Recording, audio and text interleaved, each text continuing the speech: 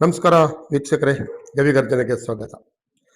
ರಾಜ್ಯದಲ್ಲಿ ಆಡಳಿತ ನಡೆಸುತ್ತಿರುವ ಕಾಂಗ್ರೆಸ್ ಪಕ್ಷ ಬಡವರ ಮತ್ತು ರೈತ ವಿರೋಧಿ ಸರ್ಕಾರವಾಗಿದೆ ಎಂದು ಜಿಲ್ಲಾ ಬಿಜೆಪಿ ಅಧ್ಯಕ್ಷರಾದ ಮಾಜಿ ಶಾಸಕರಾದ ಸಿಎಸ್ ನಿರಂಜನ್ ಕುಮಾರ್ ಆರೋಪ ಮಾಡಿದರು.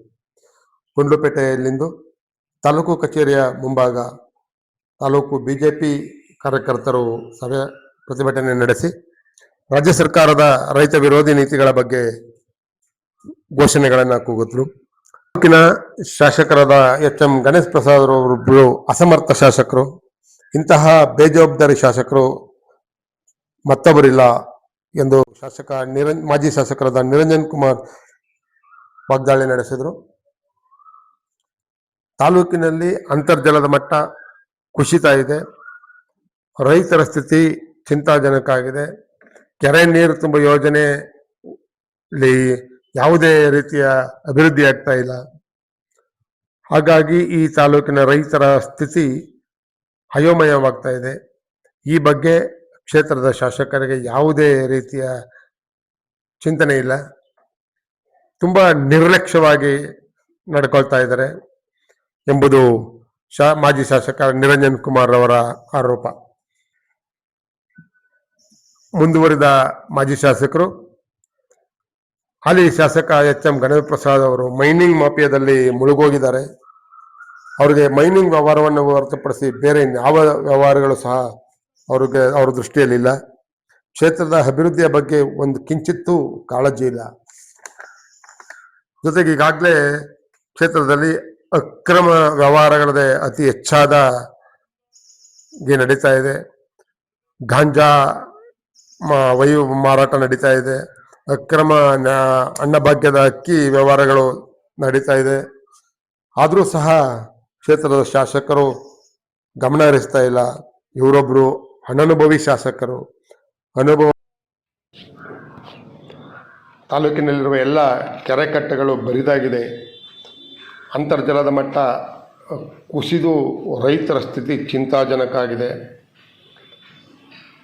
ಬಿಜೆಪಿ ಸರ್ಕಾರ ಅಧಿಕಾರದಲ್ಲಿದ್ದಂತಹ ಸಂದರ್ಭದಲ್ಲಿ ಗುಂಡ್ಲುಪೇಟೆ ತಾಲೂಕಿನ ಬಹುತೇಕ ಕೆರೆಗಳಿಗೆ ನೀರು ತುಂಬಿಸಲಾಗಿತ್ತು.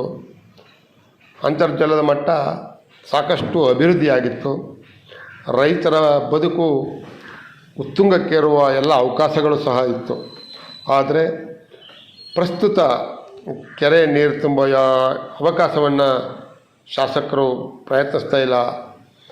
ಯಾಕೆ ಎನ್ನುವುದು ಒಂದು ದೊಡ್ಡ ಪ್ರಶ್ನೆಯಾಗಿದೆ.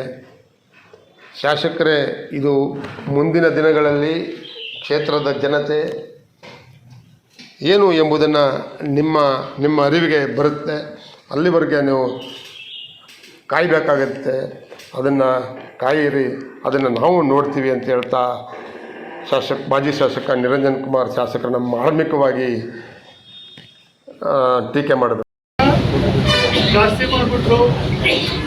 ಇಲ್ಲಿ ತಾಲೂಕು ಆಫೀಸ್ಗೆ ಬಂದರೆ RTC ಜಾಸ್ತಿ, ಸಬ್ ರಿಜಿಸ್ಟರ್ ಆಫೀಸ್ಗೆ ಹೋದರೆ ಅದಕ್ಕೆ ಫೀಸ್ ಜಾಸ್ತಿ, ಕೃಷಿ ಇಲಾಖೆಗೆ ಹೋದರೆ ಅಲ್ಲಿ ಪರಿಕರಣಗಳಿಗೆ ಎಲ್ಲದಕ್ಕೂ ಜಾಸ್ತಿ, ಕೆಲವು ಕಡೆ ಸಬ್ಸಿಡಿ ಎಷ್ಟು ಬೇಕಾದರೂ ಕೊಡ್ತೀವಿ ಅಂತ ಹೇಳ್ತಿದ್ದಂಥ ಮೊದಲು ಇಲಾಖೆಗಳು ಇವತ್ತು ಸಬ್ಸಿಡಿ ಸ್ಕೀಮ್ ನಿಂತೋಗ್ಬಿಟ್ಟಿದೆ ನನ್ನ ತರದಲ್ಲಿ ಹೇಳ್ತಿರೋವಂಥದ್ದೇ ನೋಡ್ತಿರೋವಂಥದ್ದು ಆಗ್ಬಿಟ್ಟಿದೆ.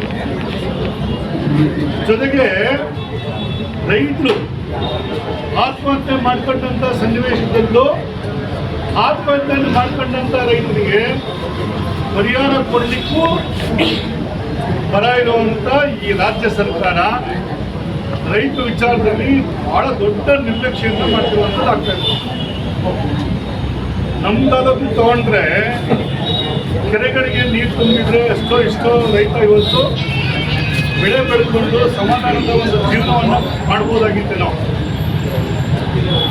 ಬಿಜೆಪಿ ಸರ್ಕಾರ ಇದ್ದಂಥ ಸಂದರ್ಭದಲ್ಲಿ, ನಾವು MLA ಆಗಿದ್ದಂಥ ಸಂದರ್ಭದಲ್ಲಿ ಸತತವಾಗಿ ಪ್ರತಿ ವರ್ಷನೂ ನೀರು ತುಂಬಿಸ್ಕೊಂಡು ಬಂದ್ವಿ. ನಾವು ಅವತ್ತು ಚಾಲೆಂಜ್ ಮಾಡ್ತಾ ಇದ್ರು ಇದೇ ಥರದಲ್ಲಿ.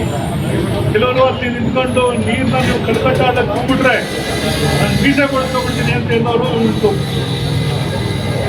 ಅವತ್ತು ಕಲ್ಕಟ್ಟಾಡ್ನ ನೀರು ತುಂಬಿ ಸತತವಾಗಿ 3 ತಿಂಗಳ ಕಾಲ ಅದು ನೀರು ಹರಿತು. ಎಲ್ಲಿವರೆಗೆ?